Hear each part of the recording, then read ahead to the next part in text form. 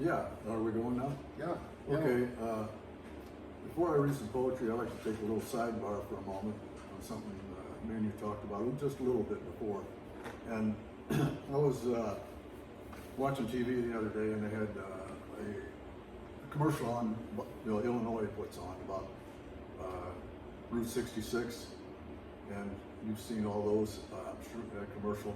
They show all the highlights as you travel down Old 66 through Illinois, which goes all the way to California, and the Gemini Man in Wilmington, and some of the spots along the way of interest to tourists and stuff like that. And they followed with their pictures from Chicago all the way through southern Illinois. And me and you were talking about the arts, and it seems to me that there's Utica has pretty much grabbed all the glory as far as making a really great town out of tourist area and cater to the tourists. And people come through the valley from Chicago because it's scenic. We've got a beautiful valley coming through. And I think all the towns along our way should kind of center more on the arts, to get the artists, people that support and love arts to come down through this way. It'd be great to make the whole valley like that. I don't know if you know, but Des Moines, Iowa is a great place for the arts, along with Austin, Texas. You probably know that too, especially for the musicians. Yes. And I really don't think Illinois Valley takes much advantage there. I'll look down at some arts here. Maybe you have some more. I have musicians, authors, poets, painters, pottery, metal arts, and crafters in general. Yeah. And I just think that would be. Yes. I don't know how you could. Yes. If you could get all of these people to work together some way to make something. Yes, happen. that's true, and we're working on in Illini Park, October 1st and October 2nd. We're having a concert out there called Fresh from the Midwest, and it's all local musicians, and that's also being a fundraiser for improve that park also. But it also goes back to, like you said, Route 66. We do have something in this community. All is before Route 66, the I&M Canal. Correct. Is a lot of history behind that too. And poetry really come out of that too. Also industrial things come out of that too. And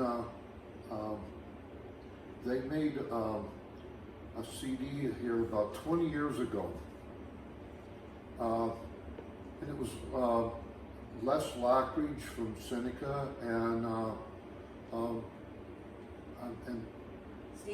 Steve Sharp and Dick Verrucki from Spring Valley and numerous other people from the valley here. They made a CD in around 2002 called Crossing Paths at Starved Rock.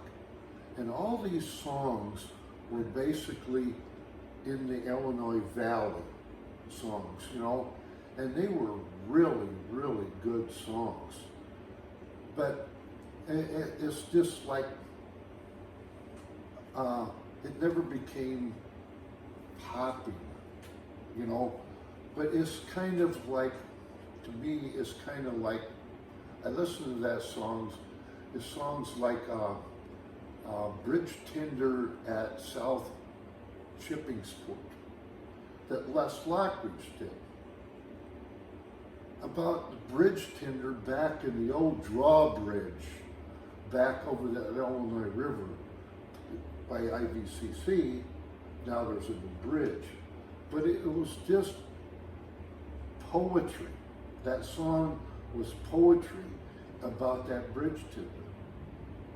And it was really a good song too. It was really a good song.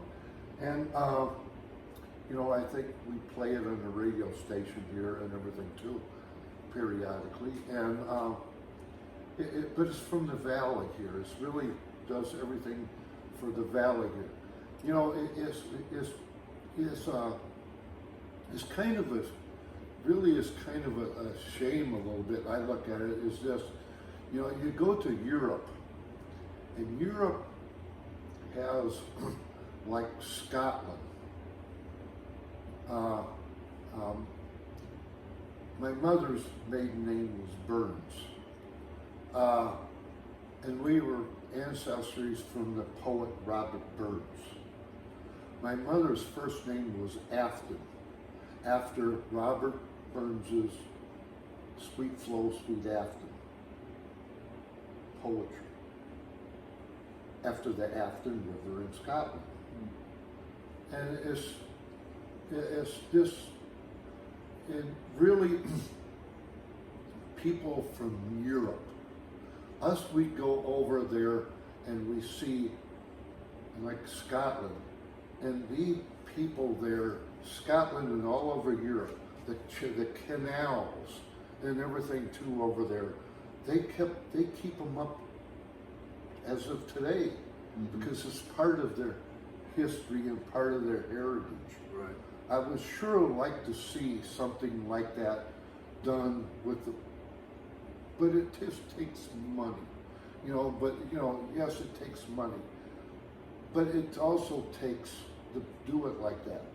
It's kind of like if you fix it up to where it can be part of our heritage, like they do in Europe too. We can do it too. We can do it too. And but that's just a little bit of what I have to say. But read some of your poems there, Ernie. Okay, I'll read a few, and just before this, I'll plug myself a little bit. I've written 3 books. The first one was a self-published book, poetry and short stories.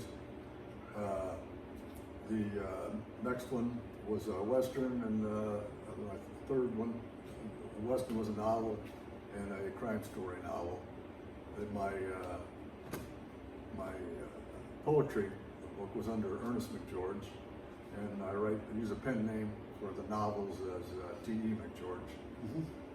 Neither one, the novels aren't in print right now, but I just got a large publisher stole me away from a small publisher, and the Western will be out with a new publisher, within a month, and then a short time later, the crime story will come out, and they should be in the bookstore in Ottawa, the Prairie Fox. My old ones are there now. They may be sold out or have people left, but just a little plug for myself. And so I'll read you a few poetry. It's a little poetry here. My poems are kind of like what the poems I read in high school. Most of them rhyme, not all, but they're storytelling type poetry instead of the abstract, which I don't really get that much, but everybody enjoys what they like. So anyway, this is my type of poetry. The first one's called The Yellow Dress. The wind is bitter cold to the shabby old woman in rags as she wanders through the alleys with her life in a plastic bag. In a crumpled heap of dirty clothes, she found a faded yellow dress, and it pulled her back through life's wrong turns as she held it to her breast. Back to an Iowa farmhouse, floating on a golden blanket of grain. Back to memories of warm, dusty days down a twisted country lane. Her yellow dress was new when a barn dance broke it in, and every little flip and toss was for a sandy-haired boy with a schoolhouse grin. She knew the dress had worked its magic with a side-room stolen kiss, and she could not have known then there'd be few more nights like this. Then a newspaper blew past, the kiss, the boy, the times, and the wind that roamed Chicago cleared yesterdays from her mind. Then she folded the dress up neatly and placed it back from where it came, for it certainly was not the same dress, and the dress was not the same. Then I'm going to take, this one's called The Land of the Starved Rock. And it's easy to know the inspiration for that, of course. This is from the view of the park itself. I am the land of the starved rock. My legend is one of cruelty and violence, but warriors of intolerance no longer walk my paths. My lands are haven to the peoples of many nations. My protectors tend to my sacred trails. Come walk my tranquil woods. Lay beneath my sky of tall oaks, maples, and pine. Rest your canoe on my rippled shores. Partake of the pleasures of my waters. Leisurely stroll to the top of the hill, to the lodge of my many brothers. Tell stories by a crackling fire. Smell spring flowers as they perfume my lush green fields. Refresh yourself from the summer's heat in the river of the valley. Like the golden hills, the fall's bouquet, and listen to your soul as winters put my land to sleep. You are welcome here, my weary stranger. Enjoy all my blessings, for they are yours also. You may stay until your spirit is free. Leave me as you have found me, and journey on in peace. And the next one is called The Hush. The lady seemed to like this one for some reason. The hush. It is all inclusive, the hush that falls over the world, when I will myself to overcome the eternal distractions of life, to lightly stroke your hair or trace the line of your cheek with the fingertips of a rough, unworthy hand. You turn to me gracefully, slowly, as spring flowers gently open to warm sunlight after a chilling rain. All is silent, the earth is still.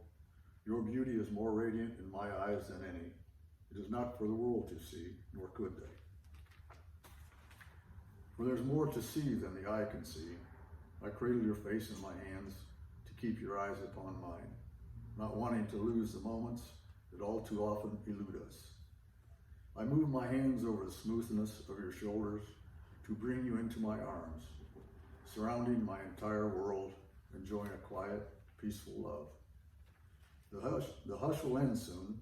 Someone or something will throw a rock into the still blue mirror of sky, a barking dog or a crying child. We will look away. The hush is broken.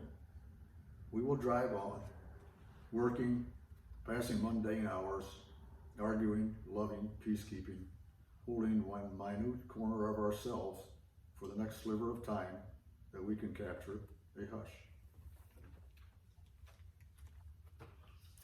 Okay, Thank so you far? very much, Ernie. All right. And they were great inspirational poetry. Thank Poetry is music. Really, I have to say this too. Last week here in Illinois, we kind of had something happen on the 4th of July. It kind of took, up in the Chicago suburb, it kind of took our soul away from us here in Illinois, the shooting. And on the day we celebrate our freedom, way I see it is the youth here now must get back to the music, the poetry of this also. To me, myself, I think it doesn't cost anything. And really is kind of like eases our minds that what we will go through. We'll get through it. We'll get through this. And, music, poetry will help us get through it. And thank you very much. Thank you, Ernie. Thank you, Ernie. No problem, thank you. Yeah, all right. I enjoyed it. And perhaps we'll do it again. Oh yeah, we'll do it again. That'd be Yep. fine. Yep. When we get a little better at it. By the way, Ernie, you done? Yeah, I'm gonna hit the button. Ernie